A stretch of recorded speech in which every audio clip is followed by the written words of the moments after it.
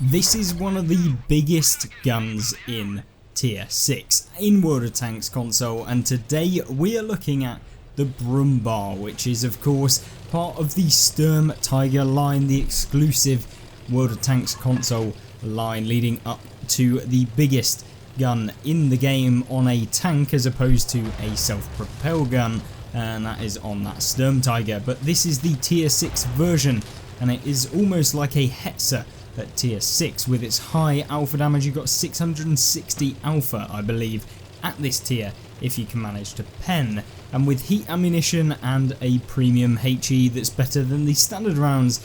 It's always a bit of a meme when you come up against some of the lightly armoured vehicles, shall we say, within the game. But we've got two really good replays here for you today.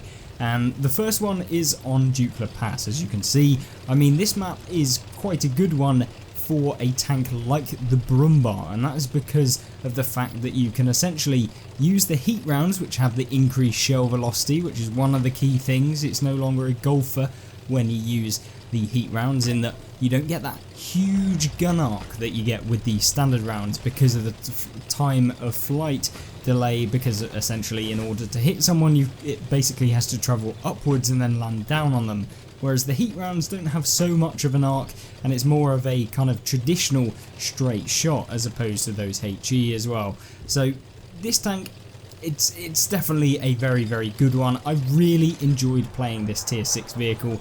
I know it leads up to the bar, and I'm already kind of trying to not to tear my hair out at the fact I have to play that at tier 9 with 1 degree of gun depression.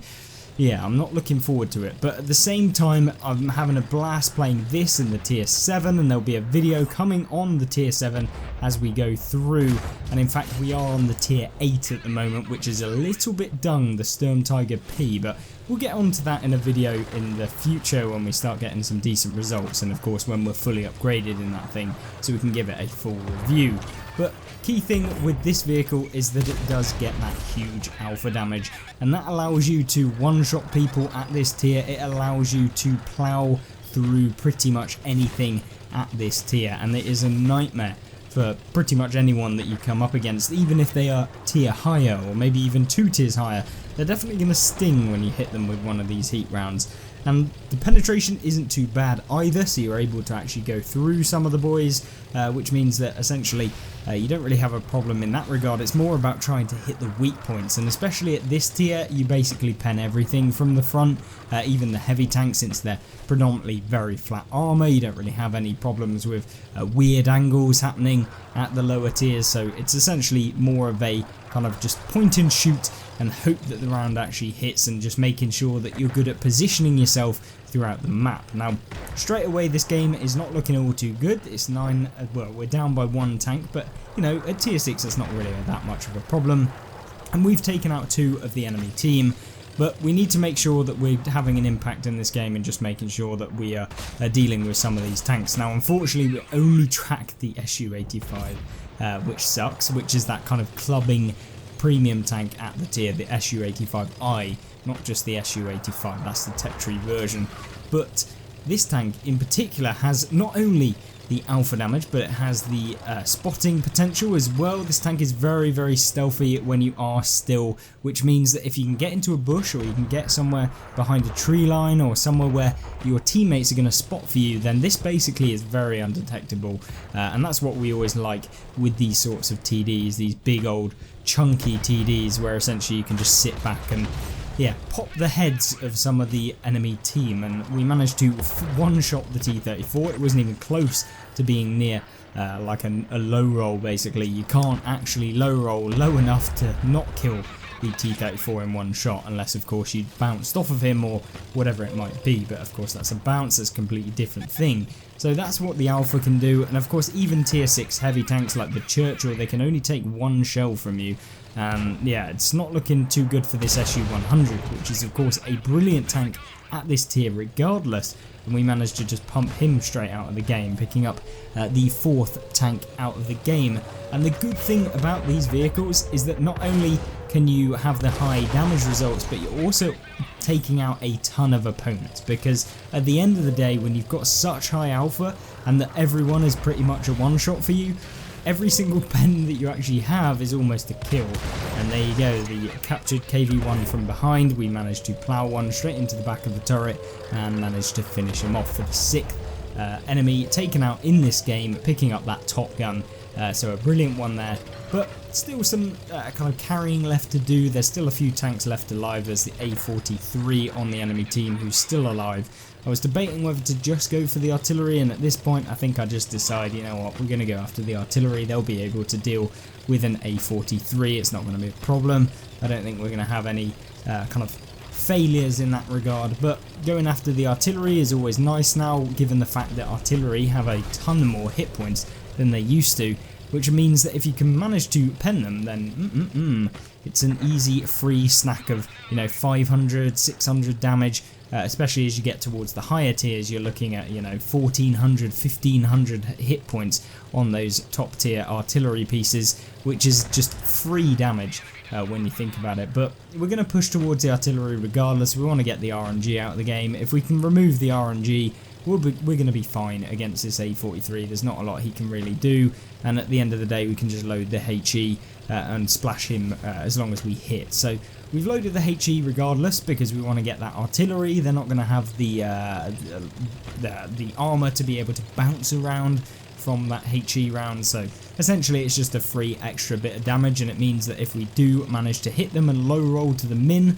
we'll probably still have enough kind of damage to take them out in one shot as well. So it doesn't really come into much of a problem. The M41 on the enemy team, he's actually pushed right up, and then we find that the enemy M44 is also on their team, and he is to the left, and unfortunately we're not able to actually land a shot into him. But remember that the M44 has a disgustingly low reload, and it means that he's able to essentially push multiple times. But we shut down the enemy M44, picking up nearly 2,700 damage and picking up a Radley Walters within this game. But we're trying to chase down this final tank on the enemy team, the A43, but it ends up just being a wild goose chase, and we managed to try and track him down, but unfortunately it isn't to be, and he ends up being found by our heavy tank, who capped for the entirety of the game, and he just manages to get towards the cap as the KV1 finishes him off with 3 seconds left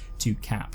But a victory and a victory screen nonetheless, which is what we like to see, and picking up 8 enemies taken out with 2,700 damage nearly and 1,700 base experience. So a brilliant game in this tank, showing off a little bit of what this tank can do. But let's jump into the next one, and the next one picks up with us on Arctic region, and this is a decent one too to showcase what this tank can do. Of course we are unfortunately in a top tier game. I guess there isn't as many hit points to actually farm in these top tier games, but we actually went through this tank very quickly because we had some XP with interest operations at the time, which meant that we could just blitz through the tech tree line, which is why I was playing it at the time, trying to get as far up the bar as possible. But unfortunately we only made it to the Sturm Tiger P anyway, so yeah, a little bit disappointing in that regard. But nonetheless, we're going to take our position at the top here, try and get some early damage, and then we can reassess where we need to go in this game and hopefully come away with the victory. But more importantly, we are going to try and use this little ridge over to the left to try and get some angles on people that try and cross. Now we've got the community contributor badge on our tank there. We're seeing that there are some tanks over on that side, and we only managed to damage the tracks, which is disappointing, but it doesn't really matter since we did manage to get a track target assist, but we didn't get any assistance, which sucks. But now we're reassessing, trying to get that angle and trying to pull ourselves up on that ridge to try and get the shell. Now it appears like we've got a little bit of an angle. You can see the ridge over there. Can we get the actual proper angle?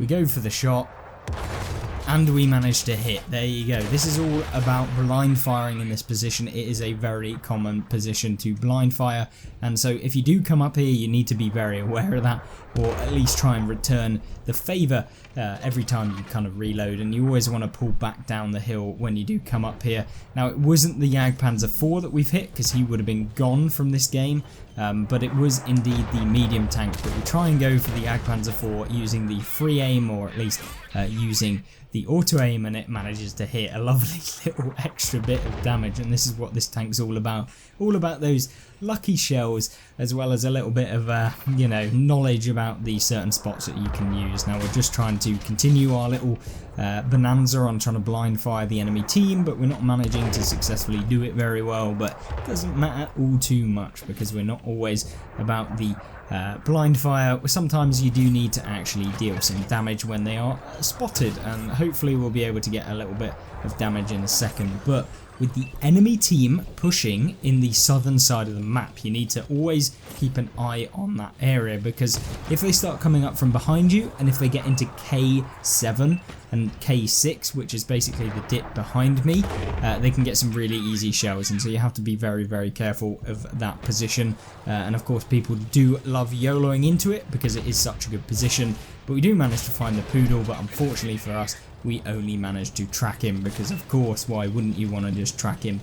But having done 1,000 damage, we are more than enough to get a fire for effect in this game, and that's how easy this tank is to get those fire for effects. But we want to maintain a decent level of damage within this tank to try and boost it up as much as possible, get as much XP as possible, so we can get towards the next tank, the Sturmpanzer, which is the tier 7. And that will be a video coming soon, like we said in the first replay. That one is already recorded. We have some stuff to actually look at. We've got some gameplay. Hopefully that'll be an interesting one, since it is kind of like a Jagdpanzer, but with a dirt gun, which I mean, sounds very good anyway. But 1,600 damage here. There is one of the least favourite tier 5 tanks on the enemy team in the Panzer 5-4, but maybe we can rebalance that little piece of garbage from this game. This was of course before all of the tanks at this tier got a health buff, which is why you're seeing the Brumbar with 600 health as opposed to whatever it might be now. I don't know that it got a health buff, but I would assume so, given the fact that all of the lower tier vehicles did indeed get a health buff, and that makes them more in line with what the Panzer 5-4 has. But at this moment in time, Panzer 5-4 still has that disgusting, and I mean disgusting, hit points advantage over pretty much all of the heavy tanks at the tier, and it's supposed to be a medium, but we all know how supposed to be in World of Tanks always ends up, and it's always a little bit overpowered for the most part. But having done 1,800 damage, we're pretty satisfied with how we've done. We've got a damage core / receive of 3. I mean, we've only had to really pen 3 shells, to be honest, to get this much damage, which is what makes this tank so much fun to play, and why I would recommend anyone that tries out this tank just gives it a go. I mean, going with the advanced loader, you want to make sure that you're going with the camo perks as well, so that you can remain undetected. We're going for a little pixel on the M6 if he does manage to show it. We're just pre-aiming him. Can we get the shell? Yes, of course we can. It feels so bad to be pumping these tier 6 heavies for so much damage, but at the same time so fun. And of course, having picked up 2,400 now, we're now trying to get a little bit more boost up on Marks of Excellence. I mean, I'm not going for it on this tank, but in the future, maybe when we're doing a Marks of Excellence series on the channel, maybe I will go for that. But of course, let me know what you're thinking, what you would do, and what sort of tanks you want me to actually mark as part of the Mark of Excellence series that we'll be doing. But of course, the most important thing right now is trying to get all of the tier 10s in World of Tanks console for World War II. And just try and get every single tank line done for you guys, because of course I don't get any preferential treatment by Wargaming to be able to use all of the tanks. These are all the tanks that I've had to grind myself over the 9 years that my account's been active pretty much. I think it's like 8.5 or something at this point. But really good game there, 2,500 damage, 1,300 base XP, not as many taken out in the game there, but 24,000 XP in that game, so a brilliant one there. And finishing off the most broken tier 5 in the game, the Panzer 5-4, for the final enemy taken out. But yeah, really good game. Hopefully that was a good review of the Brumbar. Let me know what you think about these derp cannon German TDs, and I hope that you'll join me back in the next video coming soon. And of course, keep an eye out for the Jagdpanzer or the Sturmpanzer review coming soon, and I'll see you there. Goodbye.